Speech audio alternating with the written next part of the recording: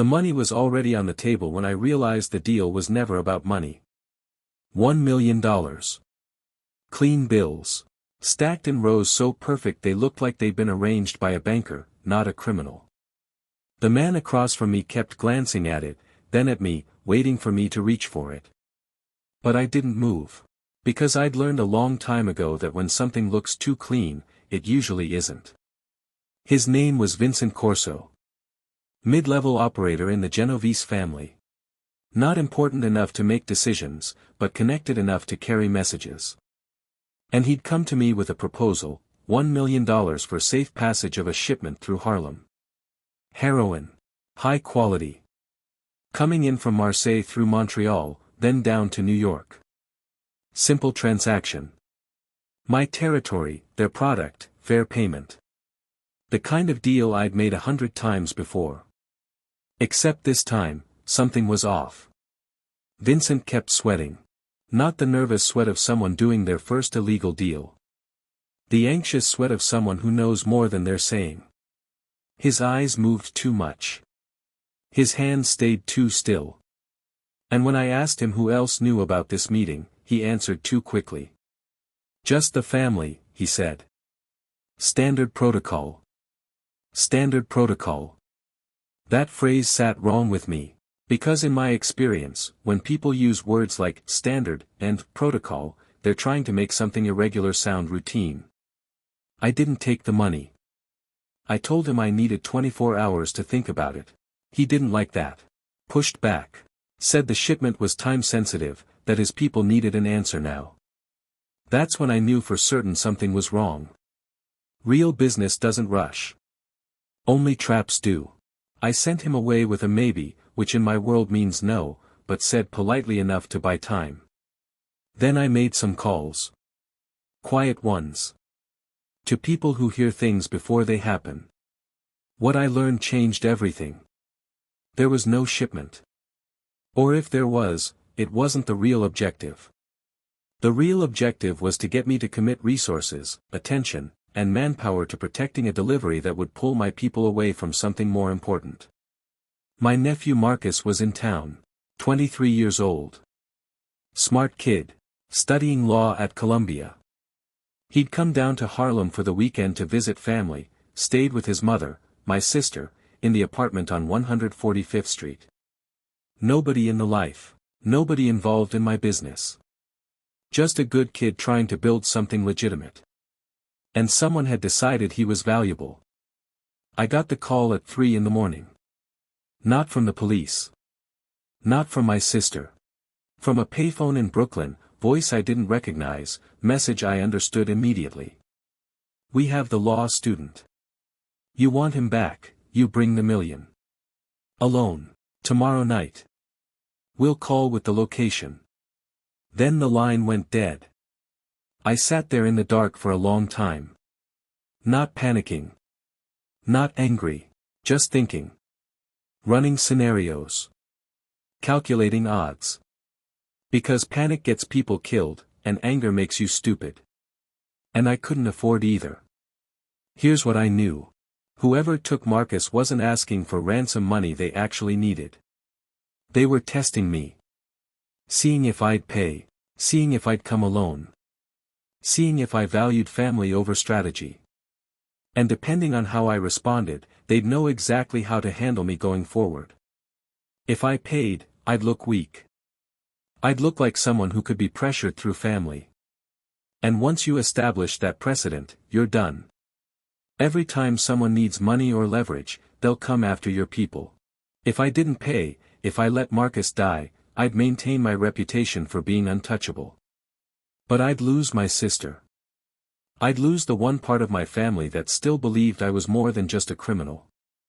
And I'd lose something in myself I wasn't sure I could get back. So I had to find a third option.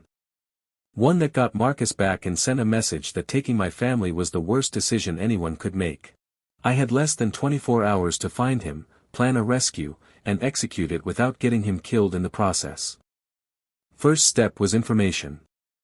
I needed to know who took him, where they were holding him, and how many people were involved. That meant reaching out to sources without revealing that I was looking. Because if word got out that I was desperately searching for my nephew, the price would go up and the danger would increase. I started with the phone call itself. The voice was white, Brooklyn accent, young. That told me it probably wasn't the Italians directly. They would have used someone more professional, someone who knew how to make demands without sounding nervous. This was someone hungry. Someone trying to prove themselves. I put word out through my network, carefully. Didn't say I was looking for Marcus. Just said I was interested in any unusual movements in Brooklyn. New crews. New players. Anyone making noise. By noon, I had 3 names. Low-level guys with connections to the Gambino family, trying to make a name for themselves by pulling off something ambitious. They'd gotten the idea from someone higher up, probably Vincent Corso, who'd fed them just enough information to make them think kidnapping my nephew was a smart play. It wasn't. But they didn't know that yet. By evening, I knew where they were holding him.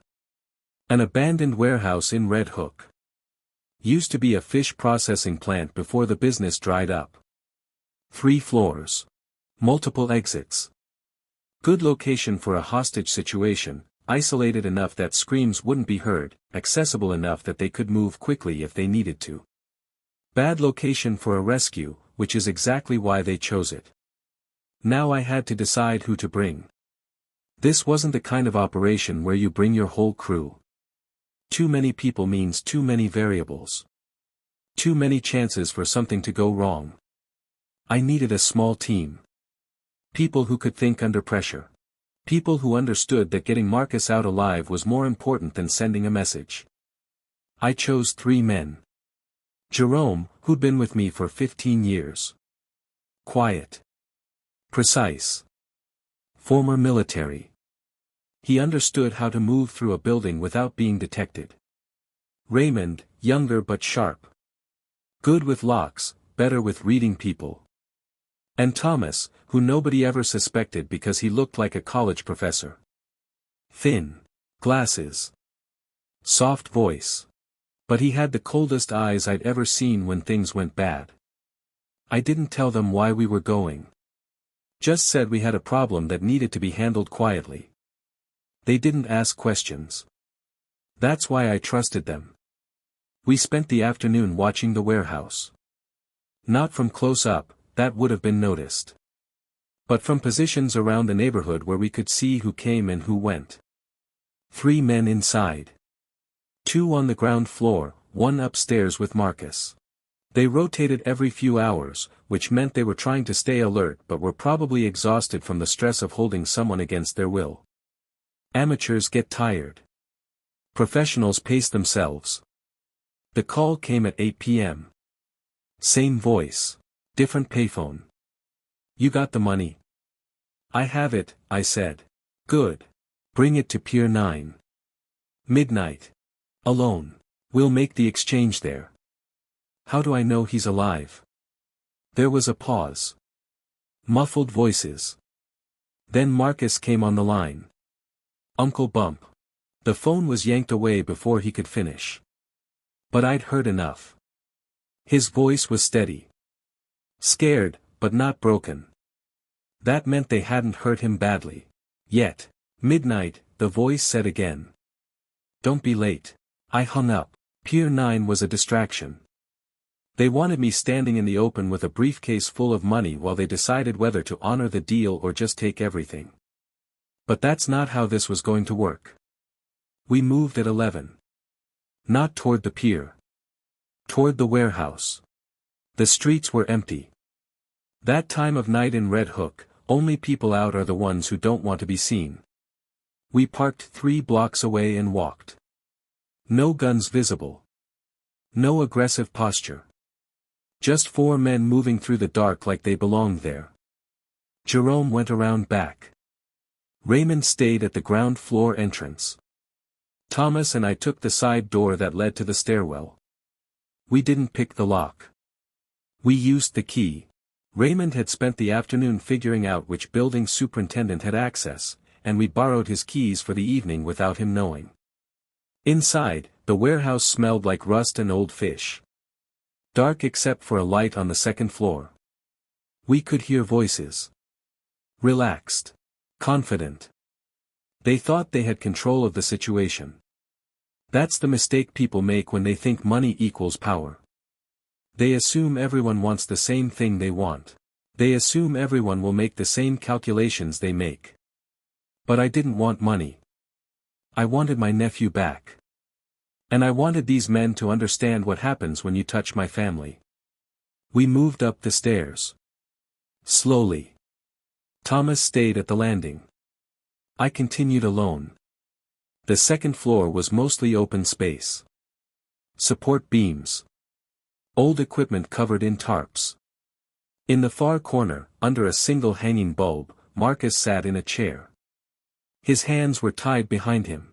One of the men stood near him, smoking a cigarette. The other two were downstairs. The man with the cigarette didn't hear me until I was 10 feet away. When he turned, he started to reach for his weapon, but I already had mine raised. "Don't," I said quietly. He froze. His cigarette fell to the floor. "Where are the others?" I asked. He didn't answer. Just stared at the gun. "I'm going to ask once more," I said. "Where are the others?" "Downstairs," he whispered. "Ground floor." I nodded. "Call them up here." "What?" "Call them. Now. Tell them everything's fine, you just need help with something." His hands were shaking. "They'll know. They'll know you're scared. That's fine. They'll think it's about the exchange. Just call them." He hesitated. Then pulled out a radio. "Hey. Need you guys up here for a second." Static. Then, "What's wrong?" "Nothing. Just come up." We waited. I could hear footsteps on the stairs. 2 sets. When they came through the door, they saw their friend with his hands up and me standing in the shadows with a gun. They stopped. Reached for their weapons. But Jerome stepped out from behind a support beam with his gun already drawn, and Raymond appeared at the top of the stairs behind them. 3 guns. 2 targets. Simple math. "On the ground," I said. "Face down. Hands behind your heads." They complied. Not because they were cowards. Because they understood the situation had changed and fighting would only end one way. Thomas came up and zip-tied their hands. Quick. Efficient. Military precision. Then we cut Marcus loose. He was shaking. Tried to speak but I shook my head. "Not yet. We're leaving." We walked them down the stairs at gunpoint. Out through the side door. Into the alley. There was a van waiting, something Thomas had arranged earlier. We put all 3 of them inside. "This is what's going to happen," I said, looking at each of them. "You're going to leave New York. Tonight. You're going to tell whoever sent you that the deal fell through. That I never showed up. That you got scared and let the kid go. Whatever story keeps you alive. But you're not going to mention my name. You're not going to mention this warehouse. You're never going to speak about this night again." The one who'd been smoking upstairs found his voice. "And if we don't?" I leaned in close. "Then I'll find you. Not tonight. Not tomorrow. But someday when you think you're safe, when you think enough time has passed, I'll find you. And I won't bring 3 men. I'll come alone. And it'll be much worse than this." I stepped back. "Now get out of my city." We let them go. Watched the van drive away. Then we took Marcus home. His mother was waiting. Didn't ask questions. Just held her son and cried. I told her he'd gotten mixed up with some people he shouldn't have, that it was handled, that it wouldn't happen again. She didn't believe me, but she accepted it because the alternative was admitting her brother was the kind of man people kidnapped your children to manipulate. Marcus looked at me before I left. "Thank you," he said. I nodded. "Go back to Columbia. Finish your degree. Don't come to Harlem unless you have to. He understood. This world wasn't for him. And I'd just proven why. The next day, Vincent Corso disappeared. Nobody saw him leave. Nobody heard where he went. But his car was found at the airport with a one-way ticket to Sicily in the glove box. Message received. The $1 million deal died with him. No shipment. No follow-up. No explanation. Just silence. That's how you handle situations like this. Not with noise. Not with retaliation that brings attention. But with quiet moves that make people understand the cost of crossing certain lines. The streets went quiet after that. Not because people were scared. Because they were recalculating. They'd seen that I could be pressured through family. But they'd also seen what happened when someone actually tried it. And the math didn't work in their favor. Here's what I learned from that situation. What I need you to understand. Money attracts chaos. The more you have, the more people think they can take it from you. And they'll use any leverage they can find, family, reputation, fear. They'll turn simple transactions into traps because they think your attachment to money makes you predictable. But the moment you show them that you value something more than money, that you're willing to spend resources on something that doesn't generate profit, you become unpredictable. And unpredictability is more valuable than any amount of cash. The rescue mission no one knew about was more effective than a public war would have been. If I'd gone loud, shot up the warehouse, left bodies behind, made a spectacle, it would have looked strong in the moment. But it would have created consequences. Police investigations. Federal attention. Retaliation from other families. By keeping it quiet, by making it look like the kidnappers simply failed and ran, I achieved the same objective without triggering any of those problems. Marcus came home. The people responsible disappeared. And the message spread without me saying a word. That's real power. Not the ability to make noise. But the ability to move in silence and still change everything. Crises reveal who actually holds power. Not who talks the loudest. Not who makes the biggest threats. But who can solve problems without creating new ones. Who can make decisions under pressure that protect what matters without sacrificing strategic position. I could have paid the $1 million. It would have been easier. Safer in the short term. But it would have established a pattern that would have cost me far more than money over time. Every crisis becomes an opportunity for someone to test you, to see if you'll make the same choice again. I chose to act instead of pay. To rescue instead of negotiate. And that choice echoed through every relationship I had going forward. People knew that taking something from me didn't mean I'd pay to get it back. It meant I'd come get it myself. And that's a very different calculation. The smartest rescues are the ones nobody hears about. Because if no one knows you were vulnerable, they can't use that information against you. If no one knows you were tested, they can't test you the same way again. The silence protects you more than the victory does. Years later, Marcus graduated law school. Passed the bar. Started working for a firm that defended civil rights cases. Never mentioned that night. Never acknowledged what had happened. But every time I saw him, there was an understanding between us. He knew what world I operated in. And he knew I'd stepped into darkness to pull him out of it. That's the cost. That's what power actually looks like when it's used to protect instead of profit. Vincent Corso never came back to New York. Last I heard, he was running a small operation in Naples. Quiet life. No ambitions. That's what happens when you learn too late that some people can't be leveraged, can't be trapped, can't be controlled through conventional means. The 3 men in the warehouse. Never saw them again either. Maybe they took my advice. Maybe someone else solved the problem for me. Doesn't matter. The point was made. And the $1 million deal that turned into a hostage crisis? It became a story that traveled through the underworld without details. Just a warning. Something about Bumpy Johnson's family. Something about people who tried to use them as leverage. Something about how it ended badly for everyone involved except the family member. Vague enough to be mysterious. Specific enough to be cautionary. That's how you build a reputation that protects you.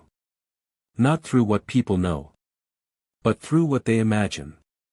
So when you ask me about the rescue mission no one knew about, understand this: the fact that no one knew about it was the entire point. Power doesn't need witnesses. It just needs results.